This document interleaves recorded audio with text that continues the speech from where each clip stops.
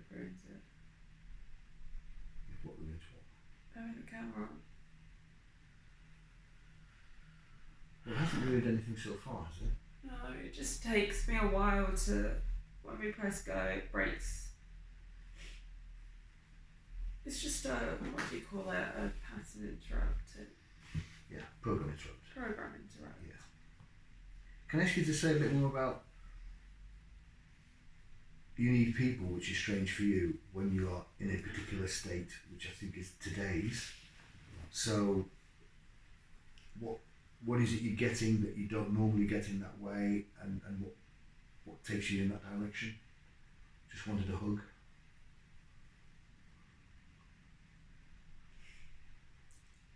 I think it's feeling emotions that I can't patch fix with my usual ways of patch fixing.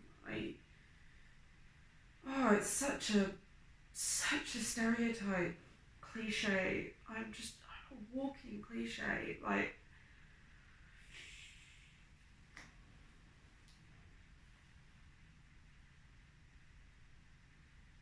I guess I don't know, maybe I'm just saying this because it is a cliche. I don't know. You know what I'm like with emotions. I don't really do them, basically ever. And probably that's because I do something else instead. And now I can't do the something else instead.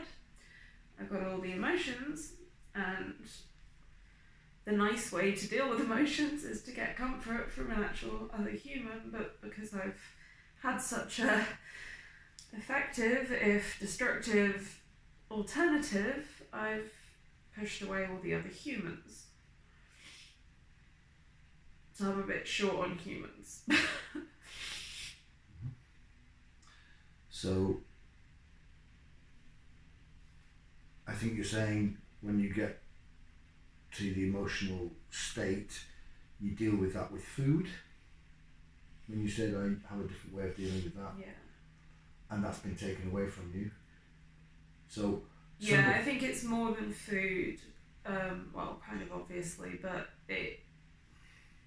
it's not.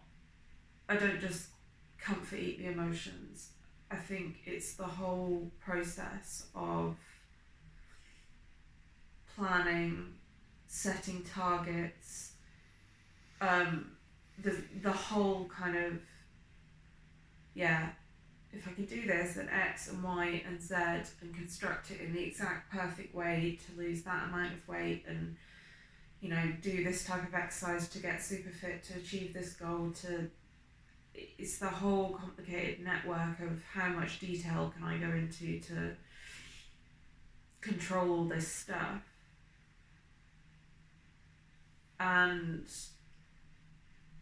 it distracts me, it's entertaining, it makes me feel like I can work towards something better. So I guess that's just all a way of thinking, even though I'm not thinking this in the moment, whatever it is that I'm supposed to be feeling that isn't perfect right now, I'm now doing something to mean that in 4 weeks or 8 weeks or 6 weeks, things are going to be more perfect, better, less painful, etc. Can I ask you something about this comfort idea? What do you mean? But yes, ask. Yeah. Just listening and reacting mentally to what you're saying. Some of what you do, which is more than just the food thing, which is the planning and the organising, and I'm characterising, and I realise this could be simplistic and I want you to tell me if it is, it's comforting to you. You get some comfort from that process, from the planning all the way through to however you manage your food and so on. Yeah.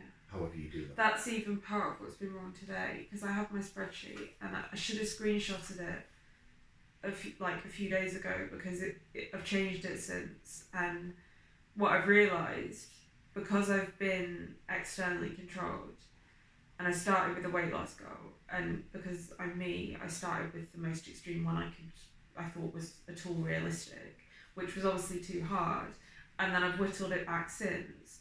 And now what I realise I'm at is I actually only have two options when it comes to food now. I can either progress towards my weight loss goal, but do it in a way that is textbook healthy, because that's the only thing that's sustainable, or I just go without a calorie deficit. Where that leaves me is staring at a spreadsheet that I can't edit anymore because there's only two options. Yeah. I can't increase the exercise or decrease the calorie because I know it's not going to work. Can I come back on? Yeah. I don't want to lose this thought, really. Yeah. So let's call that comfort one, which is around your eating disorder leading to some degree of comfort for you, the way you manage that.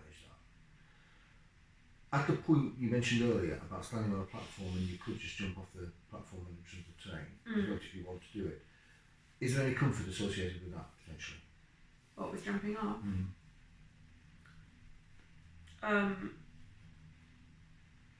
Yeah, but I guess there is. There is. It's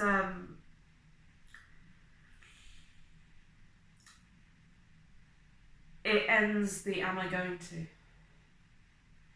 So when I know I shouldn't do something and I don't really want to do something, but somehow my brain is convincing me that it's an option, and I'm going will I, won't I, will I, won't I. If I just do it, then I have my answer. Okay. And thirdly, is there a comfort in being hugged where all else fails? Yeah. Okay. When I'm having to, I mean, this is new. This has happened twice. This is the second day that I felt like this since we started. The first one was on Sunday. It's now Wednesday. I felt like this on Sunday, where I couldn't focus on anything, and even I just felt numb. It was when I'd first decided that I was probably gonna go totally open with all this stuff, and it just felt like I was walking on a cloud, but in a bad way, and it's like I wasn't really feeling anything, and all I wanted was for someone to come wrap their arms around me and kind of just treat me like a child. But I don't have people. Okay, comfort, possibly. If I substitute the word comfort for the word release, is what you do with food a release? Yeah. Is the idea if you jumped off a bridge or in front of a tube, it would be a release? Yeah, except just to clarify, I'm not suicidal in any way. Okay. That I just use as an analogy because I think most people have had that split-second moment where they've gone, oh my god, I could jump, but not ever actually entertained the idea, just the theoretical concept. And you, as you 3 times today, you've started to talk about I just want to be hugged, and that's what's brought the emotion back out. Each time you talk about it, the tears start to come. Is it a release? Yeah. So I'm asking the question not for consideration necessarily now, but for something to think about, is how much of what's in the journey is about how you manage comfort and release. Yeah, it's a really